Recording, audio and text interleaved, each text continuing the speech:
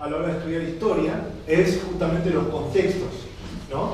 Porque el estudiar historia no solo es un beneficio para saber qué pasó y estar informado, sino también para no repetir los mismos errores que se repitieron en el pasado. Y otra de las cosas que también nos da la historia, otro pensamiento que podemos adquirir por medio de la historia, es que no siempre las cosas se hicieron como uno cree que se hicieron, ¿no? Y uno también tiene que meditar en eso y aprender de cómo se hacía en el pasado, cómo se hace hoy, cuál es la forma más correcta de hacerlo, en qué contexto fue hecho en el pasado. ¿Podemos traer el contexto antiguo a lo que vivimos hoy? ¿Me explico? ¿Cómo juntar el pasado con la actualidad cuando estamos hablando de tecnología, tribus urbanas? Yo veo acá hermano que está trabajando en el evangelismo y sabe, hoy hay tribus urbanas que en la antigüedad no existían. No sé si me explico. Y para ello también es el evangelio. ¿Cómo trabajó la iglesia con una sociedad en decadencia? ¿Cómo tiene que trabajar hoy la iglesia? Por eso está bueno estudiar historia, ¿sí? También les comento que en cuanto a la unidad, gracias a Dios contamos con algunos pastores. Hoy justo el jueves es un día donde 3 pastores tienen culto, así que se complica un poco más. Pero por ejemplo está el pastor Daniel Shelpo de la iglesia de Filadelfia. Lo que saber es que el libro de los Hechos, mediante la inspiración divina, nos va a acompañar hasta los años 90 después de Cristo. ¿Sí? Por eso, por ejemplo, en Apocalipsis vemos 7 iglesias alojadas en Asia Menor. Asia Menor era una provincia del Imperio Romano, lo que hoy es Turquía. ¿Sí? Ahí se alojaban iglesias cristianas, primeras iglesias cristianas que fueron fruto de los viajes misioneros del apóstol Pablo, que justamente Hechos, fíjense, que a mitad del libro aproximadamente tiene un cambio rotundo de la figura de Pedro a la figura de Pablo, porque tiene que ver con todo lo que es las misiones. Pedro se queda trabajando en Jerusalén, ¿sí? En la iglesia principal de Jerusalén, y Pablo se dedica a la expansión del Evangelio. Y esa expansión del Evangelio dio nacimiento a varias iglesias. Esto es algo central en el libro de los Hechos. Ahora bien, el libro de los Hechos, desde el capítulo 1 hasta el capítulo final, nos va a llevar, como bien dije, desde el año 33 después de Cristo, año 33 después de Cristo, hasta los años 90 después de Cristo. Después la materia sigue con información y con libros de historiadores. ¿Sí? O sea, historiadores, personas que registraron las acciones de la iglesia. Y está muy bueno saberlo para conocer el contexto religioso. Vamos a ver el nacimiento del Islam, vamos a ver el nacimiento de la Iglesia Imperial, lo que se conoce como la Iglesia Católica. Vamos a ver mucho más adelante la Reforma Protestante de Martín Lutero, cómo fue la separación de aquellos creyentes que no estuvieron de acuerdo con la Iglesia Católica y no formaron una iglesia nueva, sino que doctrinalmente la Iglesia Católica quizá no era la Iglesia de Cristo para aquel entonces. Vamos a ver cómo nace el papado o cuáles eran las doctrinas del papado, la época oscura, la persecución. Vamos a ver un montón de cosas que nos van a ayudar no solo a saber lo que pasó, sino también a vivir un presente informado de quiénes somos y por qué hacemos lo que hacemos. ¿Amén? Capítulo 1 de Hechos lo tienen todos. Lo que están escribiendo para seguir una línea histórica, estamos en el año 33 después de Cristo. Recuerden, ¿verdad?, que se cuenta del año 0 aproximadamente el nacimiento de Cristo. Hoy estamos en el 2018. Significa que aproximadamente hace 2018 años, ¿quién nació? Cristo, ¿verdad? Por eso se divide la historia en DC, después de Cristo, y AC, antes de Cristo. ¿Amén? Año 33 después de Cristo se registra el libro de los Hechos. Capítulo 1, verso 1 dice así. El título es La promesa del Espíritu Santo.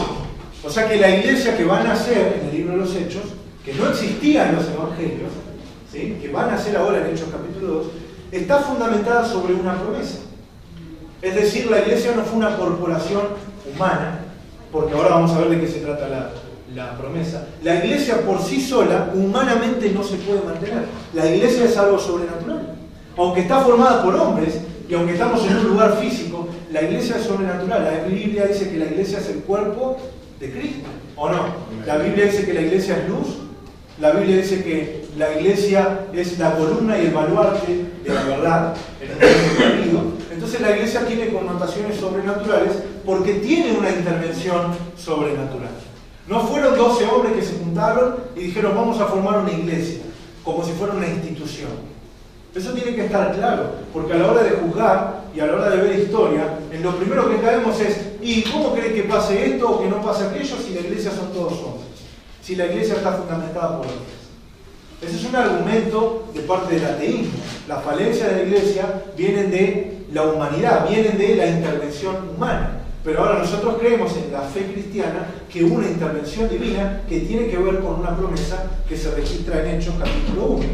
Dice, versículo 1, en el primer tratado, oh Teófilo, dice eso, no el jugador de River, no el que era jugador de River, dice, oh Teófilo, hablé acerca de todas las cosas que Jesús comenzó a hacer y a enseñar. ¿Dice así su Biblia?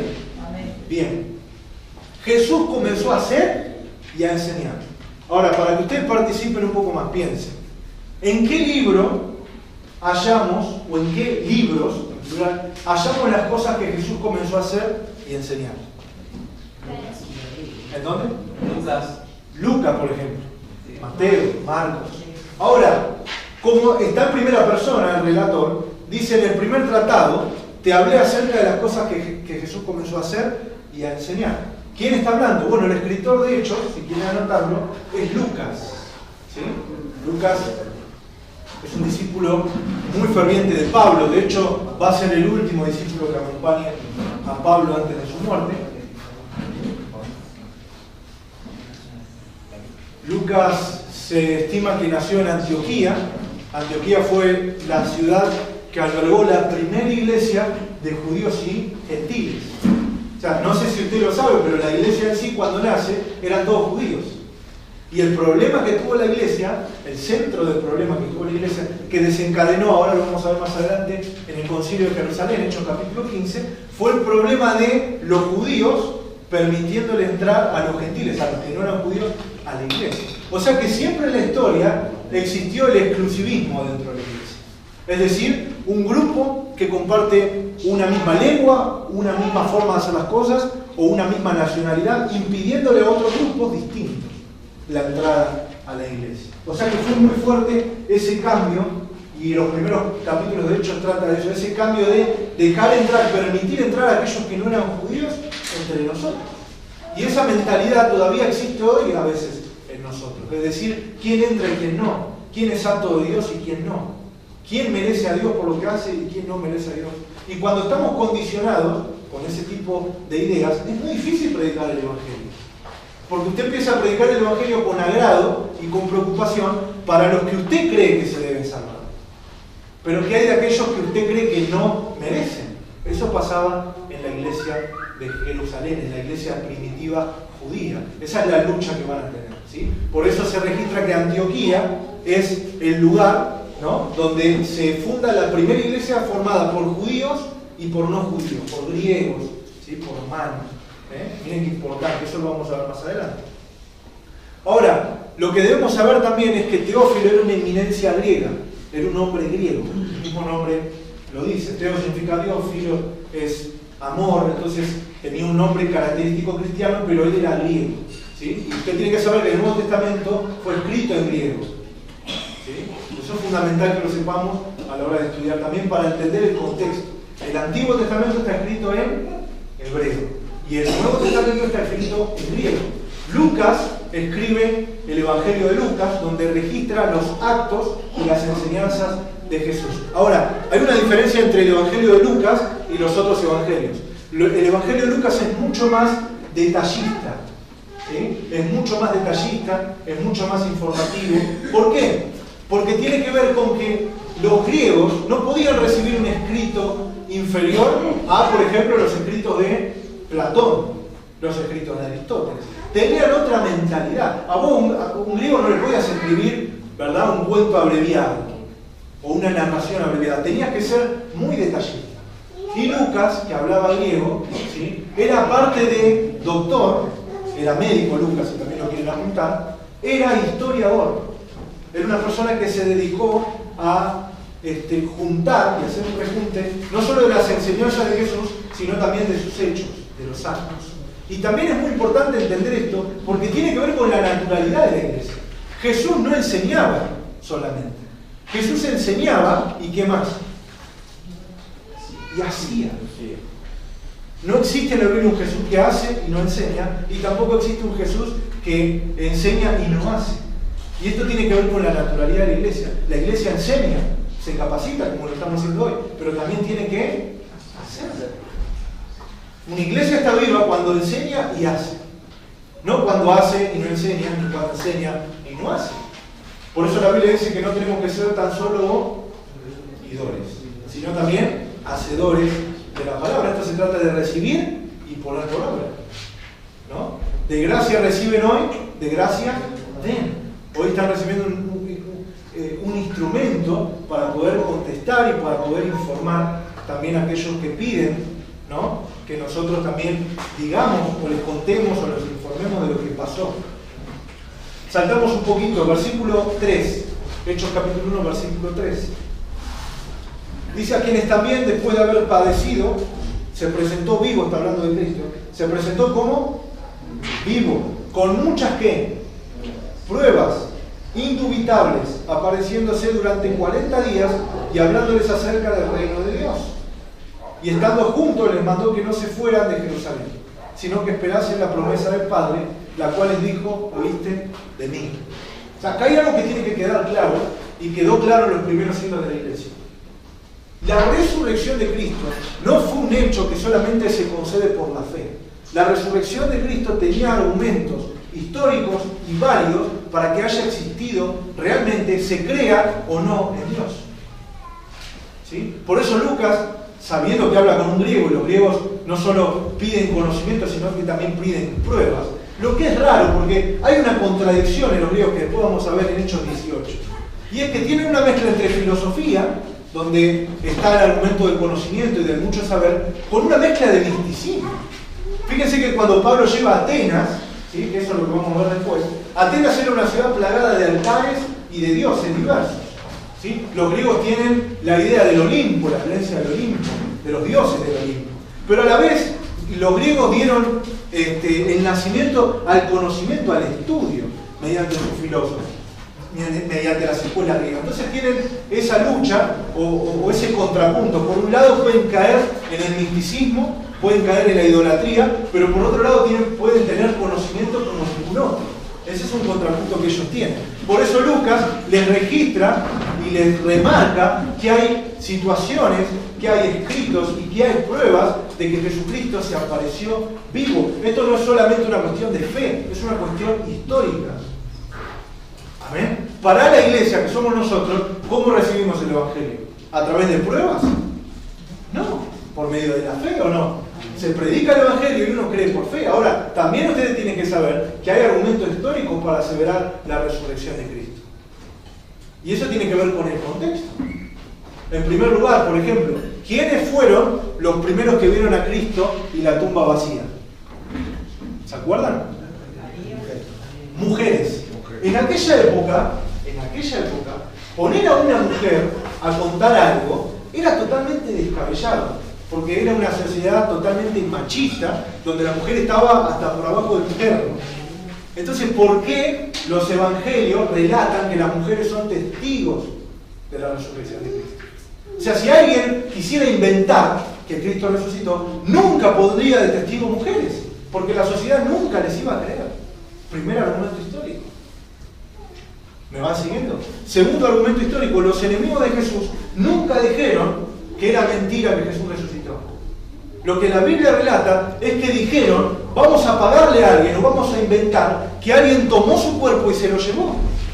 ¿Por qué? Porque la tumba estaba vacía. ¿Se dan cuenta?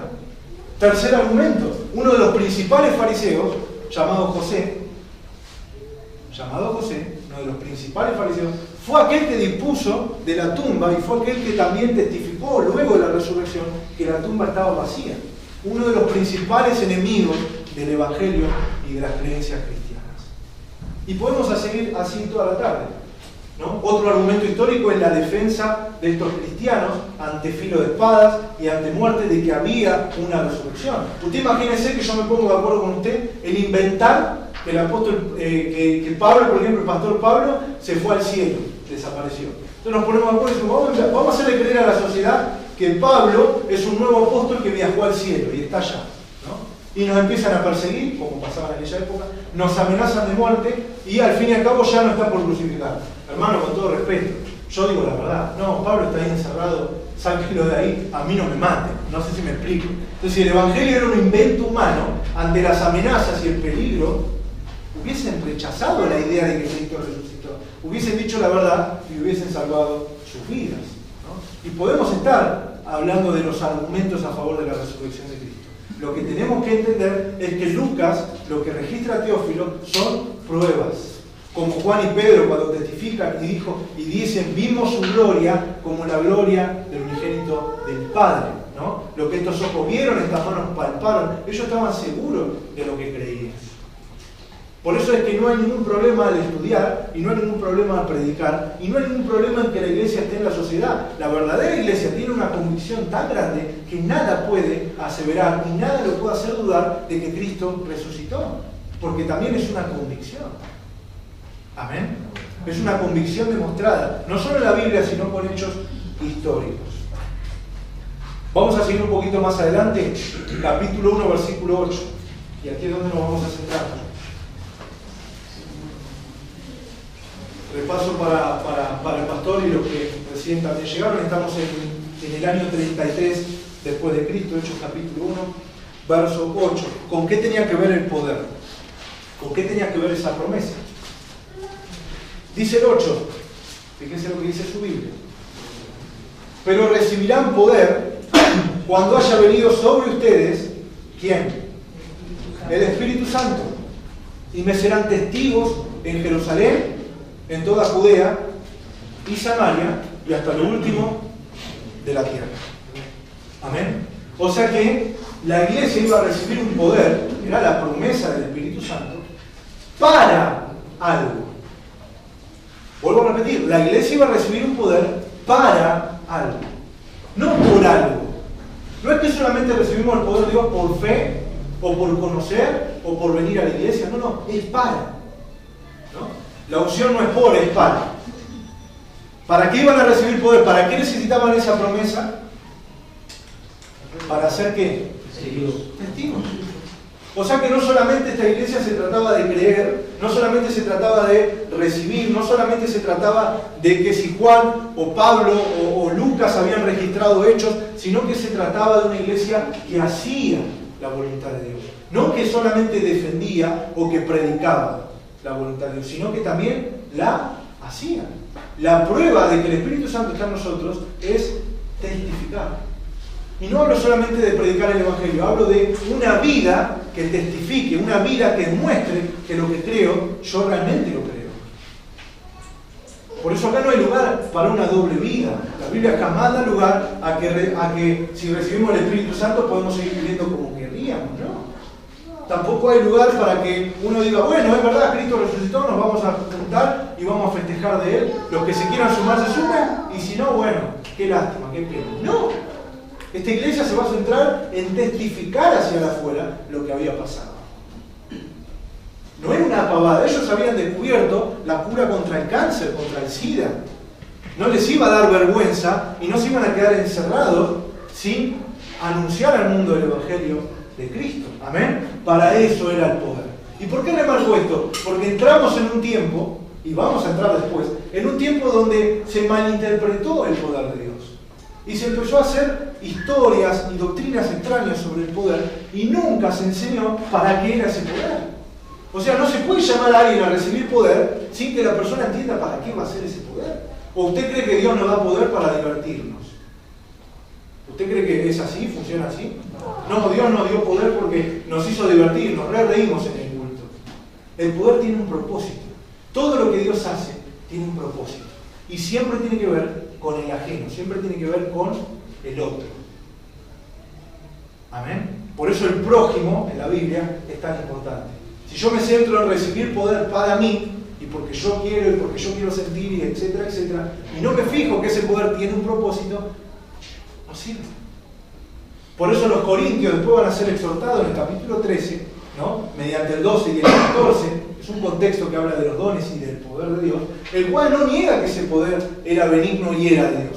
Lo que sí remarca es que la misma carnalidad de la iglesia, la misma humanidad de la iglesia, estaba malinterpretando ese poder. Ellos creían que ese poder era para ellos, creían que ese poder era para competir. Entonces cuando uno hablaba en lengua, el otro gritaba más en lengua, y era un despiole en la iglesia.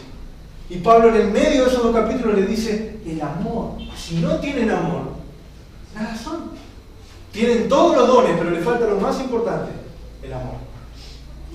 Por eso este poder que cayó sobre la iglesia primitiva, más adelante va a traer un problema, porque no estaba fundamentado en el amor. Usted me dice, ¿cómo? ¿La iglesia primitiva falló en el amor? Sí, ahora lo vamos a ver. Pero no lo dice Franco, lo dice la Biblia. Ahora después, más adelante lo vamos a ver. Entonces la promesa del Espíritu Santo era para ser testigos. ¿Amén? Y esta palabra testigos, del griego marturio, que deriva en mártir, ¿sabe lo que es un mártir usted? Alguien que pone su vida y muere por una causa. Ahora sí quiere el poder. O sea, en otras palabras, lo que la Biblia dice es, la promesa y el poder de Dios, ¿saben para qué es? Para morir. Morir por una causa. Y usted mira, no, pero yo predico el Evangelio y nadie me mató. Amén. Pero no es solamente la muerte física. Jesús dijo, si alguien viene en pos de mí, tome su cruz. Y niéguese a seguir. Porque el que quiera hallar la vida, la perderá. Pero el que pierda su vida a causa de mí, la hallará. El Evangelio se trata de morir. No hay vuelta que darle. Porque acá tenemos un problema en los contextos también. Si yo digo hoy, toma tu cruz, por ahí usted piensa, me pongo un crucifijo y listo. Pero en la época en que Jesús dijo, toma tu cruz, ¿sabe lo que era la cruz, no? Morir, de la peor manera. ¿Y por qué vamos a morir? Bueno, acá está el problema de la iglesia. Cuando yo observo que alguien no quiere morir y quiere seguir viviendo como quiere, es porque realmente no es testigo. Algo no pasó en su corazón. ¿Me explico? Verso 12, el título. Recuerden que estamos en el año 33. Elección del sucesor de Judas. Bueno, no hace falta que usted estudie para saber lo que pasó con Judas, no hace falta que yo se lo recuerde, ¿sí? Judas fue aquel apóstol, Judas Iscariote, porque después en la Biblia vamos a ver otro Judas que escribió antes del Apocalipsis. Ese es hermanastro de Jesús, no es el Judas traidor, ¿no? Porque a veces uno en la iglesia dice, vamos a abrir la Biblia en Judas, ¿no? Y te mira como diciendo, ¿qué escribió una carta ese tipo? No es el mismo. Judas Iscariote es el que traicionó a Jesús, ¿sí? Este ocupaba un lugar dentro de los 12 discípulos, ¿se acuerdan? Cuando él se suicida, colgándose, ¿qué pasa? Hay 11. Y Pedro, ahora lo vamos a ver, empieza a tomar de alguna forma parte como el líder de estos apóstoles. Que eso también lo tenemos que notar en la iglesia, porque eso es algo que existió siempre. No es que alguien un día dijo, vos vas a estar a cargo y ustedes van a tener que hacerle caso. Porque hoy también está esta guerra entre lo que es la monarquía o el gobierno dentro de la iglesia y lo que es la igualdad dentro de la iglesia. Y tenemos que tener cuidado con esto. Esta igualdad de, sí, vos sos el pastor, pero yo delante de Dios somos todos iguales. Entonces yo te voy a decir que esto está bien, esto está mal y vamos a hacer así, ¿no? Y hay como una rebeldía a veces.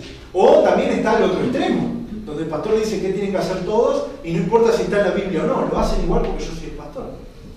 Porque es verdad, en algún punto todos somos iguales a Dios. Pero no todos tenemos el mismo funcionamiento. Eso es lo que remarcó Pablo a la iglesia. No es que algunos son superiores a otros. Somos iguales. En santificación somos iguales. No es que Dios me santifica más a mí, porque hoy estoy enseñando, que a usted. En salvación somos iguales. Yo no voy a ir a otro cielo. Vamos a ir al mismo cielo. ¿Me explico? No hay un cielo para los que hicieron más y otro cielo inferior para los que hicieron menos. La salvación es la salvación. ¿O no? El pecado, delante de Dios somos todos iguales. No es que Dios le permite a Pablo pecar y a vos no porque no sos el pastor. ¿Me explico? En esos conceptos somos iguales. Ahora, en cuanto al funcionamiento, Dios a algunos, Efesios capítulo 4, constituyó ministerialmente, como una forma de servicio. ¿Me explico? No es lo mismo la oreja que el ojo. Ahora, usted imagínese si se pelea su ojo con su oreja, ¿no? ¿Qué problema? Pasaba en la iglesia. Entonces Pedro toma la posta que Jesús le entregó de ser el pastor de los demás apóstoles.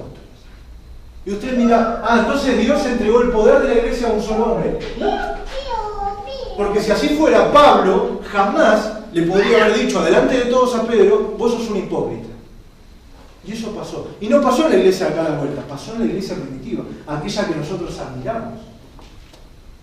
O sea que la sujeción hacia Pedro estaba ligada dentro de la voluntad de Dios.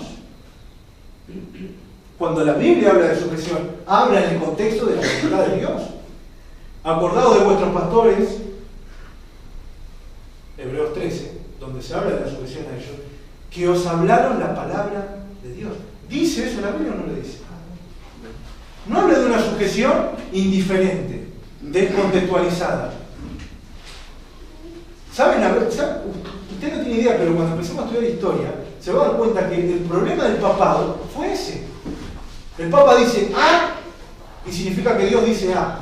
Y si alguien decía, no hermano, la Biblia dice B, te cortaban la cabeza. ¿Saben cómo se llama eso? Autoritarismo. Jamás fue la idea de Dios. Pero déjeme decir algo, jamás fue la idea de Dios dejar la iglesia a merced de la votación y de la democracia total. Porque si no, hasta el día de hoy estamos encerrados en el Concilio de Jerusalén luchando a ver qué vamos a hacer. Si dejamos entrar a aquel, si no lo dejamos entrar, porque yo opino, porque yo esto. Tiene que haber un orden.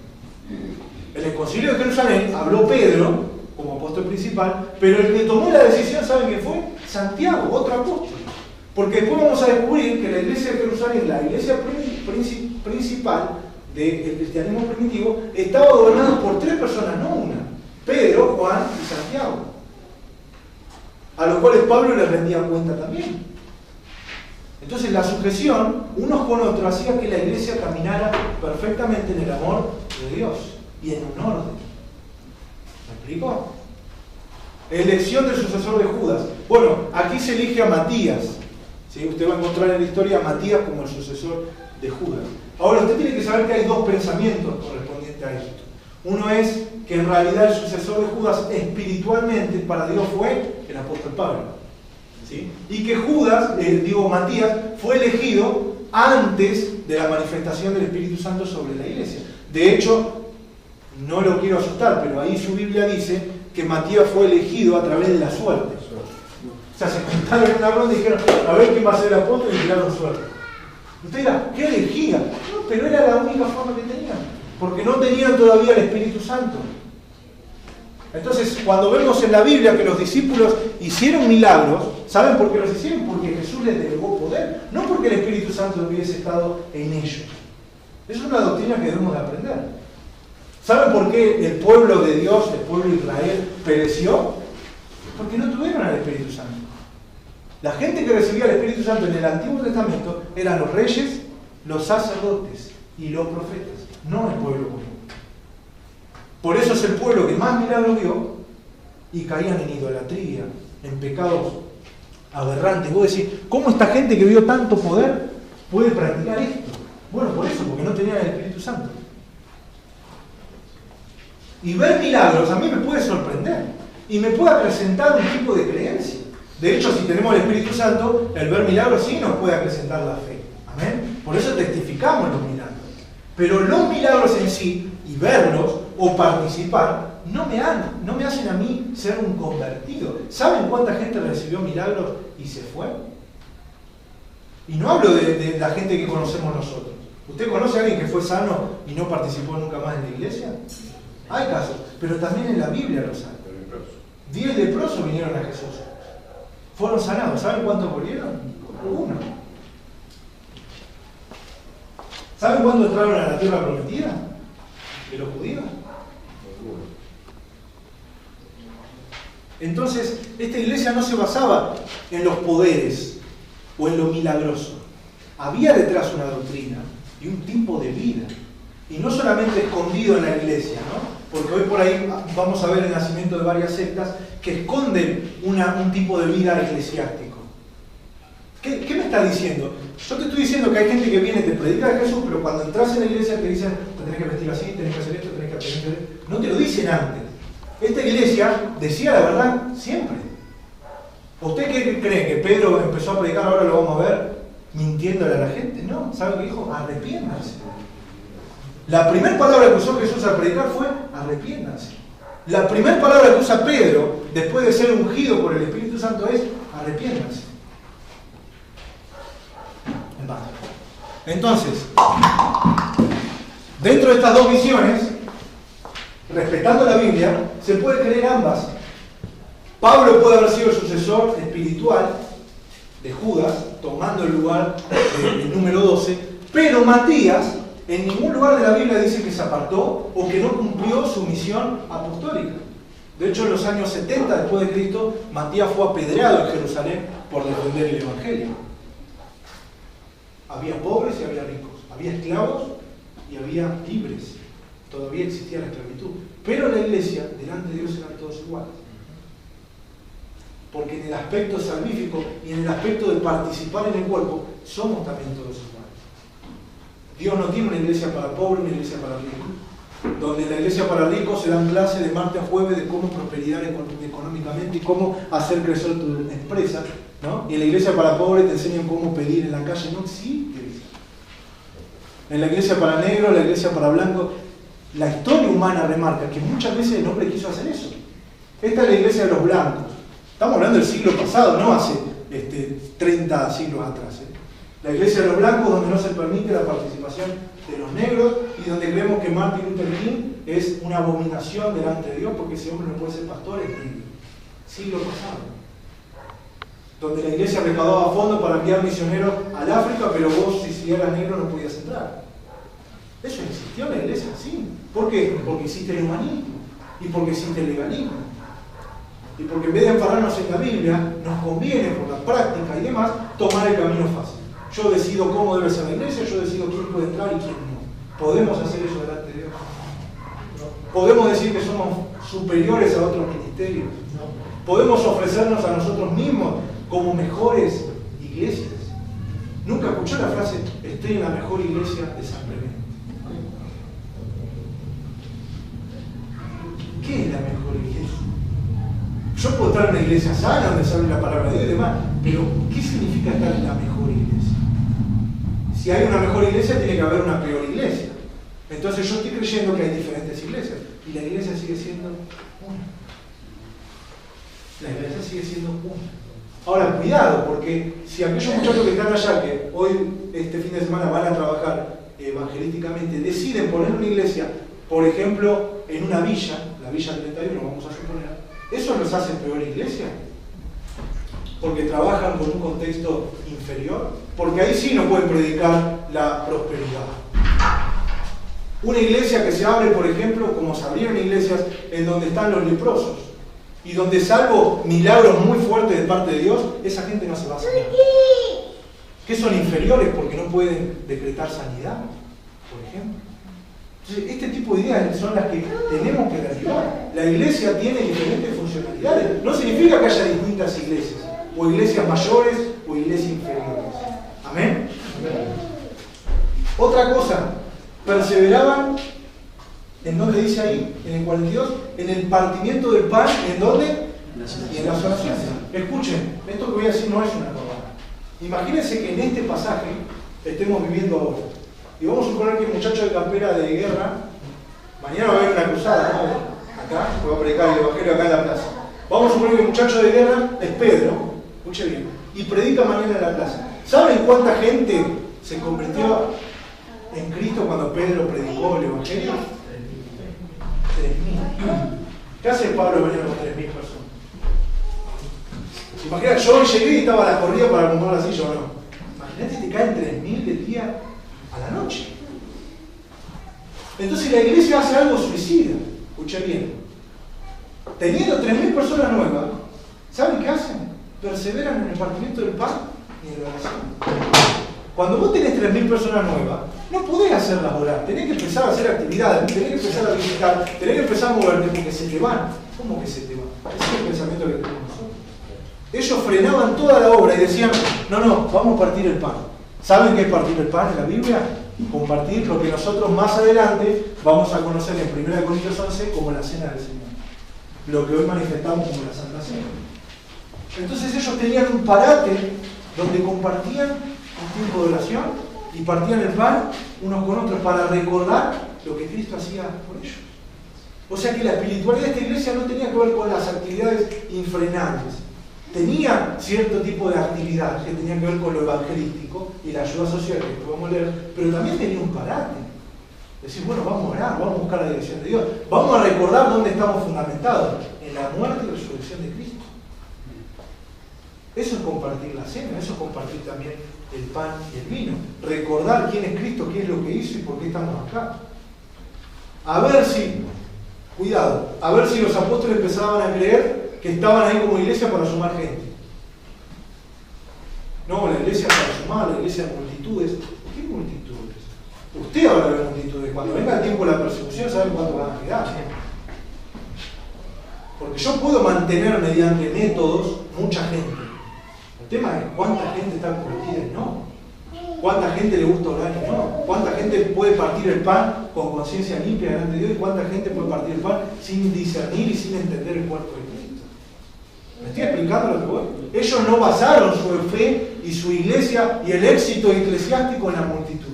Ellos basaban su éxito eclesiástico en si hablaban o no la verdad. Por eso nunca pusieron en duda la palabra de Dios. Nunca se doblegaron a la palabra de Dios. Nunca dijeron, che, ¿para qué vamos a orar si ya tenemos 3.000 personas? ¿Me explico? Es increíble, esta es la iglesia, ¿no? Versículo 44 dice, todos los que habían creído, estaban juntos y tenían en común todas las cosas. Escuchen esto es fuerte, pero por eso hay que contextualizar. Y vendían sus propiedades y sus bienes y lo repartían a todos según la necesidad de cada uno. Esto es fuertísimo. Ahora, tiene que haber un contexto para esto. Primer punto, ¿ustedes se acuerdan cómo estaba Israel en ese momento? Es el mismo tiempo donde Jesús murió y resucitó. ¿Quién mató a Jesús? ¿Se acuerdan? Los romanos. O sea que el imperio romano tenía dominio sobre Israel. Israel no tenía una economía propia, no tenía un gobierno propio, tenía un gobierno de facto. ¿Me explico? Entonces la economía era otra. Por ejemplo, había judíos que se dedicaban a recaudar impuestos. ¿Para quién? ¿Para Israel? Para Roma. Entonces, dentro de este contexto político, lo que la iglesia decidió es vender propiedades dentro de otro sistema económico que no es el de hoy y compartir con los que menos tenían, porque realmente había necesidad. Entonces, ¿cómo traslado esto al día de hoy? ¿Le voy a decir al hermano Alejandro que venda su casa para ayudar a Quique, que lo conoció recién? No. ¿Por qué? Porque es otro sistema económico. No es que mañana Alejandro se compra otra casa sino más. ¿Me explico? ¿Cómo yo traslado esto, con lo demás que dice la Biblia, al tiempo de hoy, al gobierno de hoy, al sistema económico que tenemos hoy? Fácil. Entre nosotros, si yo tengo una congregación de 20 a 40 personas y las puedo conocer a todas, no puedo permitir que haya necesidad. Eso no quiere decir que tenga que vender mi casa, hermano, porque hoy, prácticamente sin vender mi casa, puedo ir y comprar una caja de alimentos, ¿o no? Puedo ir y conseguir ropa, es otra economía. Entonces así el hermano no pasa necesidad. De eso la iglesia se tiene que ocupar. Amén. Nos tenemos que ocupar uno de otros. Por eso Santiago encuentra a la iglesia en una situación extraña. A los ricos los hacían pasar y sentar en los primeros lugares. Y a los pobres los sentaban a lo último. Y Santiago dice, ¿cómo es que mora el amor de Dios en ustedes? Si le dicen al pobre, che, come hoy, y no le dan lo que necesita para comer. ¿Cómo es que mora el amor de Dios en ustedes si le dicen, che, abrigate que hace frío? Lo ven en musculoso y no lo ayudan. Fuerte, ¿no? Pero la iglesia tiene un contexto también social. Y si se encierra en sí mismo, no ejerce ese contexto, no ejerce esa trascendencia en el afuera. Tampoco la iglesia es Cáritas. Porque, a ver, todo tiene que tener un equilibrio, ¿verdad? La iglesia se sustentaba primeramente ellos. Y esto no es una cuestión, perdón, voy a aclararlo, no es una cuestión de exclusividad, es una cuestión de ejemplo. Cuando la Biblia habla de que el pastor debe pastorear primero su casa, no es una cuestión de egoísmo, es Es una cuestión de ejemplo. Por eso Pablo dice, si no sabe pastorear su casa, ¿cómo va a pastorear la iglesia? Es una cuestión de ejemplo, no de exclusividad. Si no nos ayudamos entre nosotros, ¿cómo le vamos a prometer al pueblo ayuda? Si no nos estimamos entre nosotros, ¿cómo le vamos a decir al pueblo que hay un Dios que estima, con un Dios que ama? Si no tenemos valores nosotros, ¿cómo le vamos a decir al pueblo que hay valores de parte de Dios? ¿Me explico? Ven que esta es una iglesia que es como Jesús. Dice y hace. ¿Amén? Dice y hace. Esta iglesia también tiene su parte sobrenatural. ¿Sí? Su parte sobrenatural, que está registrada en el versículo 43 y en el capítulo 3 con la curación de un cojo. Ahora, yo quiero terminar algunos conceptos antes de meternos en eso, creo que hoy no vamos a tener tiempo. Y el versículo 46, verso 46 del capítulo 2, dice: y perseverando unánimes cada día en el templo. ¿En dónde perseveraban? En el templo. Cada día, ¿no? Este templo, contextualmente, no era un templo como este. Era el templo de los judíos, donde se practicaba la religión judía, donde todavía estaban los sacrificios, donde todavía estaban los sumos sacerdotes, etcétera, etcétera. Ahora, ellos no participaban en sí de todo lo que tenía que ver con el judaísmo, porque ellos estaban saliendo de eso. ¿De qué participaban? Bueno, usaban el templo, por ejemplo, para reunirse a orar. Y acá hay algo muy importante. El templo estaba abierto a las 24 horas, porque los judíos usaban el templo así. No era reunión el domingo de 7 a 9, no, 24 horas. Esto quiere decir que muchos cristianos que estaban desocupados posiblemente iban a la mañana. Ahora, los cristianos que no tenían esa condición social, ¿qué hacían? No les quedaba otra que ir de noche cuando ya terminaban todas sus prácticas o todo su trabajo. ¿Qué me enseña esto? Que usaban el mismo templo en diferentes horarios, pero estaban en comunión. Quizás no se veían durante el día, pero estaban en comunión, porque creían lo mismo. ¿A qué voy con esto? A que hoy, en el contexto que vivimos, por ahí tenemos culto una vez por semana o dos. Y si un hermano no vino a ese culto, significa que ya el hermano está en pecado. Y por ahí no pudo venir porque está trabajando. Y no contamos con un templo 24 horas abierto.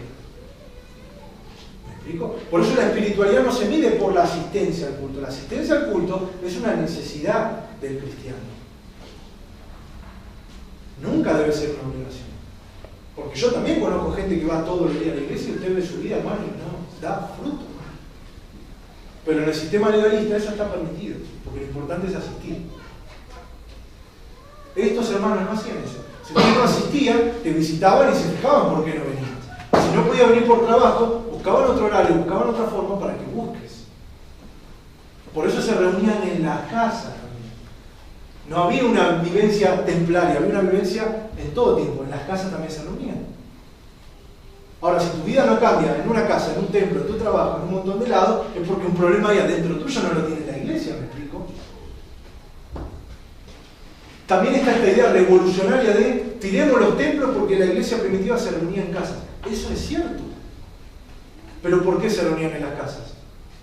Ahora lo vamos a ver. Del capítulo 8 en adelante la iglesia fue perseguida. Es decir, estaba prohibido ser cristiano. Y si usted encontraba en una iglesia que profesaba a Cristo como Señor y demás, los mataban. Entonces por eso se empezaron a reunir en secreto en las casas. Cuando pudieron usar el templo, lo usaron. Entonces, hermanos, venga a la iglesia. Venga al templo. En ningún lugar la Biblia dice lo contrario. Es más, yo creo que muchas iglesias neotestamentarias anhelaron tener un templo. Lo que pasa es que hasta el año 260 no se podían edificar. Es más, edificaron en el 260 y después vino otro emperador y los hizo tirar abajo a todos. Y volvieron a reunirse en casas y en las catacumbas romanas. Pero mientras hubo un templo lo usaron. Entonces, también tenemos que agradecer a Dios por el contexto en el cual vivimos. Hay países donde no podemos hacer esto. Amén. Entonces, valorémoslo también, ¿no? Tengamos valoración por esto. Vamos a ir al versículo primero del capítulo 6 y ya vamos a terminar. Ya son medio.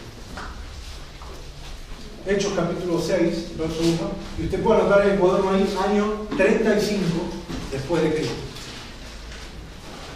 Año 35. O sea que la iglesia desde Pentecostés comenzó su multiplicación, su discipulado sobre Jerusalén por 2 años, ¿no? Donde se añadió más gente, donde hubo más prohibiciones. para hablar la palabra de Dios, ¿sí? Y en Hechos capítulo 6 vamos a ver algo que a mí me llamó mucho la atención.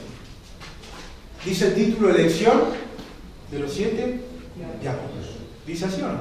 Sí. Elección de los 7 diáconos. Y lo que voy a decir ahora, por ahí me va a entender más Daniel y Pablo por la práctica. ¿Por qué? Porque acá ocurrió algo muy interesante.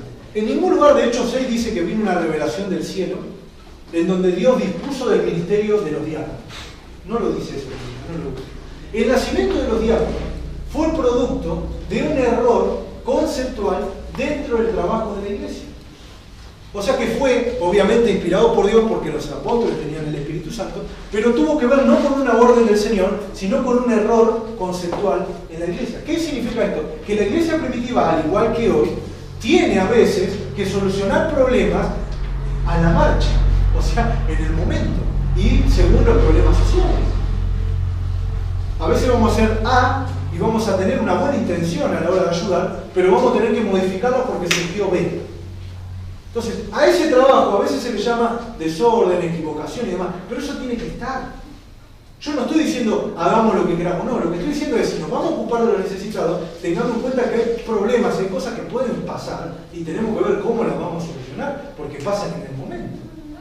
Nosotros nos pasa como instituto, tenemos reparto de caja de alimentos y de ropa. Y a veces nos tenemos que juntar a hablar, porque a la persona que le llevamos ropa o caja, nos ha pasado la última vez un tema de denuncia, ¿no? Problema de violencia de género. ¿Cómo hace la iglesia con eso? O sea, vos fuiste a llevar una caja y te encontrás con una situación en donde hay violencia. ¿Qué hacemos? A ver, ¿qué dice la Biblia? A veces no se puede. Tenemos algunos principios, pero a veces no se puede. Entonces, lo mejor que podemos hacer es, obviamente, acudir y hacerle entender a la persona que tiene que hacer la denuncia. Por ejemplo, esa es una de las herramientas que tenemos hoy. Por eso digo, la iglesia no es de este mundo, pero está pegada a las leyes de este mundo. Por eso es que si yo no me quedo hoy se van a quedar de vigilia. Bueno, mañana, si tocan la batería hasta las 3 de la mañana y alguien le hace la denuncia, ahí se dan cuenta que algo están haciendo mal ustedes. No es que el vecino está endemoniado.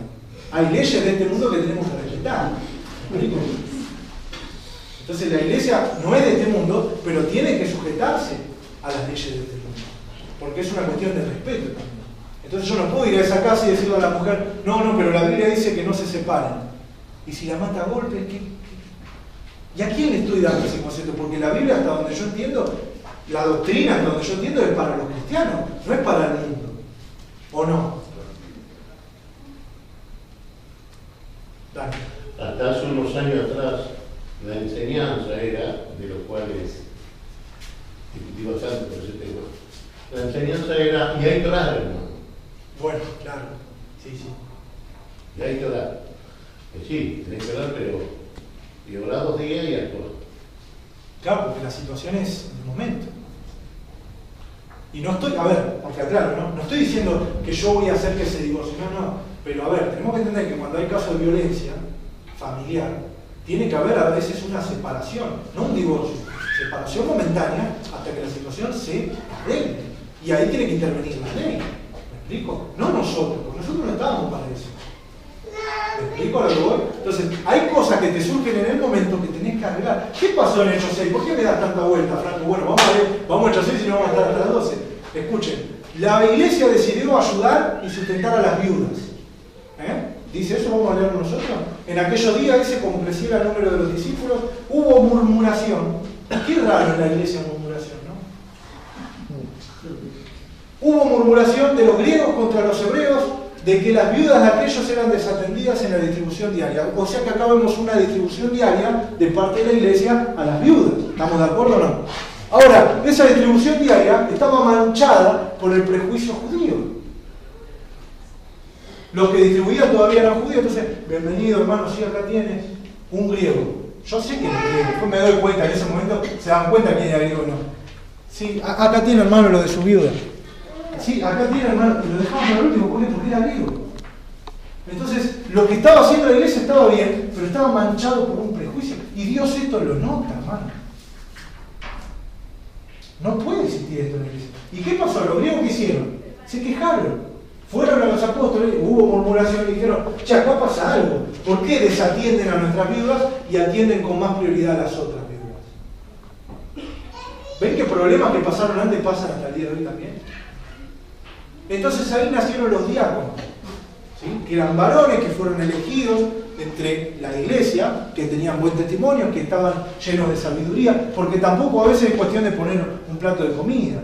Sabiduría para ver quién engaña y quién no. Quién viene a pedir de garrón y quién viene a pedir porque hay necesidad de algo. Quién tiene viuda y quién no. ¿Me explico? Llenos del Espíritu Santo, con gracia. Y ellos eran los encargados de servir las mesas. La palabra diácono viene de servicio. Eran servidores, ¿verdad?, dentro de la iglesia en cuanto a lo social. Pero fíjense cómo los apóstoles rápido tuvieron que juntarse, orar, hablar y ver cómo resolvemos este tema. Hay prejuicios, hay desatención a viudas griegas. Bueno, ¿cómo lo resolvemos? Vamos a poner este ministerio. Y así nacieron los diáconos. ¿Sí? Eso lo tenemos que saber. Pero ¿cómo nacieron? ¿Fue un mandato de Dios? ¿Dice ahí que hubo un mandato de Dios? No. Hubo un problema en la iglesia y lo tuvieron que solucionar. Entonces a veces las cosas no son A, B y C. A veces las cosas están ligadas a un contexto. ¿Me explico? ¿Por qué? Porque somos humanos. Y cuando mezclamos nuestro humanismo, cuando mezclamos nuestros pensamientos, nuestros prejuicios con la iglesia, pasan estas cosas. Los más desafortunados, los más débiles, pagan el precio. Y gracias a Dios acá el problema lo tenían aquellos que estaban encargados de ayudar. Imagínense si lo tenía algún apóstol. No es lo mismo que un hermano te diga, che, me fui a la iglesia porque fulanito de tal, la verdad que me trató mal porque soy uruguayo. No es lo mismo que yo te diga, che, no, me fui a la iglesia porque el pastor principal me echó porque soy uruguayo. No es lo mismo. Hay una carga, porque, a ver, hermanito, primo, hay de todo en la iglesia. Pero ahora cuando a una autoridad ejerce ese tipo de prejuicio o está manchado con esas cosas, cuesta mucho más, duele mucho más y la iglesia se mancha mucho más. Por eso hay algunos de nosotros que tenemos más responsabilidad delante de Dios. ¿Me voy explicando? Bueno, quiero resaltar un nombre solo para la próxima clase, que está en el versículo 5. Uno de estos diáconos se llamó Esteban. ¿Lo tienen ahí? El verso 5 dice, agradó la propuesta a toda la multitud. ¿Ven? En esto sí, las autoridades congeniaron con la multitud. Porque a veces sí, el pastor tiene que tomar una decisión que obviamente no podemos tomar todos, pero otras veces sí tiene que consultar al pueblo qué le parece y qué no. A la multitud le agradó que estén los diáconos y quedaron de acuerdo, listo, seguimos adelante. ¿Por qué consultaron a la multitud? Porque seguramente no había un pasaje en la Biblia donde se puedan apoyar para levantar diáconos. Entonces, para congeniar con la multitud, decidieron todos juntos tomar la decisión de los diáconos. Hermano. Yo quiero te dar cuenta, sí. Entonces los diáconos los puso Dios. Los puso Dios mediante la iglesia. Ahora, ¿por qué los puso Dios? ¿Mediante qué? ¿Un error? Sí. Sí, por la equivocación de la gente se quejaba. Exacto. Pero, les doy un ejemplo claro, los celulares. Yo estoy hablando y por ahí empiezan a sonar. ¿Dice la Biblia no uséis celular? No. Entonces yo no les puedo prohibir el celular. Ahora, yo les puedo decir, hermano, podemos buscar la forma de congeniar entre todos cómo solucionar eso. Es un problema de contexto actual. ¿Me explico? Bueno, en vez de apagarlo, algunos dicen apáguenlo.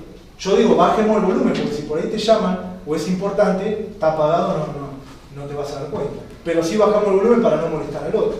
¿Me explico? Entonces, es algo que puede Dios poner y puso Dios, pero a raíz de un error. ¿Sí? La idea de Dios era que nos sirvamos unos a otros sin ningún problema. Ahora, hubo un problema. Bueno, ¿qué hacemos? Bueno, vamos a elegir quiénes van a servir la mesa. Porque si vos tenés un problema con los griegos, no podés estar vos sirviendo la mesa. Entonces eligieron de entre la multitud a aquellos que sí servían las mesas bien. Y que tenían sabiduría. Y que estaban llenos del Espíritu Santo. Y ahí sí nacen los diáconos. Pero la idea de Dios no fue esa en un principio. ¿Me explico? No es que Dios cambió, pero la iglesia necesitó eso para el contexto donde vivía. Dale. Tiene que ver con el significado de la palabra diácono. Servidor. Claro. Primero grado. Sí. Dándolo con Dios para ver si lo que ellos están por hacer. Sí. Al fin y al cabo también tiene que ver con lo que sé. ¿Qué dice la Biblia? 1 Corintios 3. Todos somos colaboradores de Dios. Todos somos servidores de Dios. ¿Sí? Ahora, ese todo está sometido a un contexto y a la actualidad de la iglesia. ¿En qué sentido? En que yo puedo decir todos somos colaboradores, pero acá por ahí hay gente que le cae mal la gente de Uruguay. Entonces yo lo puedo poner a administrar a un uruguayo, no. Entonces el levantar diácono no era levantar a algún ministerio apostólico, no sé cuál. No. Era levantar gente que específicamente trate con ese servicio. ¿Sí? Separando a la gente que estaba en ese servicio, pero lo hacía incorrectamente. ¿Sí? Entonces hoy los diáconos existen, son auxiliares en diferentes etapas y en diferentes cosas de la iglesia. ¿Sí? Franco, y hay otro motivo por el cual también que los que se dedicaban a predicar la palabra puedan hacerlo con más tiempo, para no estar ocupados. Sí, exactamente. Sí, dice el versículo 4, y nosotros persistiremos, estos los apóstoles hablando, y nosotros persistiremos en la oración y en el ministerio de la palabra. Es decir, que el pastor o el que está a cargo no puede depender y hacer depender toda la iglesia en ellos mismos, porque si no descuidarían el trabajo de orar y perseverar en la palabra, en el ministerio de la palabra. ¿Sí? Tiene que ver con esto. Imagínense al apóstol predicando, bautizando, sirviendo a la mesa, no. Por eso dice Roberto, que es el director del instituto, no lo digo yo, pero estoy de acuerdo, que por eso a veces tenemos muchos infartos, tenemos muchos problemas con los pastores de salud y demás, porque viven cargándose cosas al hombro que por ahí no tiene que pasar eso. Pero eso también está ligado al contexto. Tenemos que entender que la Biblia le habla a los pastores y nos habla a nosotros también. Yo no puedo tirar toda mi vida espiritual al pastor. Yo he escuchado casos, hermanos, de llamar al pastor a la 1 de la mañana para ver cómo corto la carne. La lechuga fue más específicamente, pero usted me dice, ¿me está hablando en serio? Sí. Porque a veces tiene una dependencia tan grande que la gente no depende de Cristo, depende del pastor. Y al pastor le puede repercutir de dos formas. Una sobrecarga tremenda. Dos, poderío total. Entonces ahí tenemos pastores faraónicos, donde la solución de todo la tienen ellos, donde la congregación todo lo que hace, todo lo que dice, todo lo que vive, tiene que pasar por ellos. Y lo segundo es un pastor que no duerme, pastor que no descansa, pastor que descuida su hogar. Entonces, es responsabilidad de ellos y es responsabilidad nuestra. Nosotros tenemos que buscar a Cristo, tenemos la palabra, ¿sí? Ellos la enseñan, la ministran, pero la palabra también la tenemos nosotros. O sea, cosa que, a ver, podemos preguntar cuando somos nuevos, 20 años de evangelio, no podemos seguir con problemas de chiquito, porque lo único que va a terminar es en un prejuicio o en perjudicar a la iglesia en sí. No solo los que ministran, la iglesia en sí. Y hoy pasa eso. Hermanos con 20 años de iglesia que todavía tienen celo. Pues no puede ser. Y pasa. Pero los pastores y los que están a cargo de ministrar tienen que estar dedicados al ministerio de la palabra. Pueden dar una mano, sí, obviamente, pero eso no puede impedir su ministerio. La iglesia no puede ser pastor dependiente o apóstol dependiente. ¿Sí? Tiene que ser Cristo dependiente. Y el cuerpo tiene que funcionar en una medida bíblica. No extremos, no abusos. Amén. Esteban, anótelo y ya terminamos, va a ser el primer mártir de la iglesia. ¿Sí? Esteban va a ser el primer líder o el primer cristiano, ¿sí? Dentro de esta iglesia que va a morir. Eso está registrado en la Biblia, en el capítulo 7, después lo vamos a ver.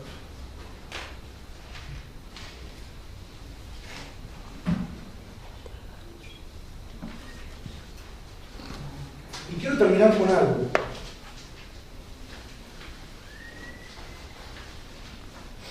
La aparición de una persona. Hechos, capítulo 8, verso 1. Hechos, capítulo 8, verso 1. Dice, y Saulo consentía ¿en qué? En su muerte. Y en aquel día hubo gran persecución contra la iglesia que estaba en ¿dónde? Y todos fueron esparcidos por las tierras de Judea, Samaria, ¿y qué más? Cuando uno lee esto fuera de contexto o alejado, dice, wow, una persecución, ¿es bueno o malo? Malo, siempre es malo la persecución. Ahora, eso no quiere decir que no tenga propósito. Esta iglesia pasó 2 años encerrada en Jerusalén. Cuando en el capítulo 1, versículo 8, nosotros leemos claramente que cuando recibían poder tenían que ser testigos en Jerusalén, en Judea, en Samaria y hasta el último de la tierra. ¿Usted leyó lo mismo que yo? O sea que por más que era una iglesia que estaba llena de milagros, estaba llena de poder de Dios, no habían entendido y no habían comprendido la voluntad de Dios. Testigos fuera de Jerusalén. ¿Qué hicieron ellos? Se asentaron en Jerusalén. Y la iglesia creció y alimentaban a los pobres. Inmensa, incalculable, la gracia, la salvación, la vida nueva en Cristo. Con eso no se compara nada, vale la pena. Mueras rico, mueras pobre, mueras enfermo, mueras sano, vale la pena estar en Cristo.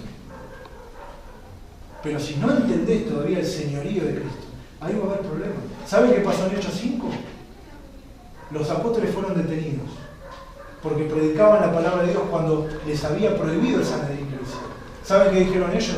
Es necesario obedecer a Dios antes que a los hombres. ¿Saben por qué la iglesia siguió siendo perseguida? Porque en vez de llamar Señor Quirios, esa es la palabra Quirios, al César, al emperador, decían que Quirios, que el Señor, era Cristo. En vez de reconocer a el César como Señor de su vida, reconocían a Cristo como el Señor de su vida. Y eso les costó la vida. Pero a ellos no les importaba, porque ellos ya sabían que su vida estaba en Cristo. El 80% de los problemas que tenemos es porque no disponemos de hacer la voluntad de Dios y seguimos haciendo nuestra propia voluntad, cuando nuestra vida y cuando la iglesia sigue siendo de Él y no nuestra. Y Dios permite un montón de cosas para que se termine haciendo la voluntad de Él. Y encima nos enseña. ¿Qué les enseñó ese día a los apóstoles? Fíjense lo que dice el versículo 1 al final. Todos fueron esparcidos. ¿Dice eso o no? Salvo los apóstoles. ¿Saben qué significa eso? Que en esta iglesia donde había miles, de un día para el otro había solamente 10, 11, 12. Y el tipo de la pandemia. Viste que siempre hay gente que queda. Ese día se miraron y decían, ¿qué pasó? Éramos miles, había señales, había poder. ¿Qué hicimos? Éramos la iglesia perfecta. La voluntad de Dios es perfecta. Nosotros no. Y ese día se miraron y aprendieron que si no hacían las cosas por la buena, la iban a tener que hacer por las malas. Porque saben que la iglesia no gira en torno a nosotros, gira en torno a Cristo. La cabeza de la iglesia sigue siendo Cristo. Y cuando la iglesia no comprende la voluntad de Dios, Dios se las hace comprender. Porque nadie ni nada puede impedir que la iglesia siga creciendo. Lo hacen por las buenas o lo hacen por las malas. La iglesia nunca puede prevalecer. La iglesia no va a prevalecer. La iglesia va a perseverar y va a salir adelante siempre. Con vos o sin vos. Yo siempre creo y quiero que sea conmigo. Pero eso siempre lo dispone el Señor. Amén. Nos ponemos de pie.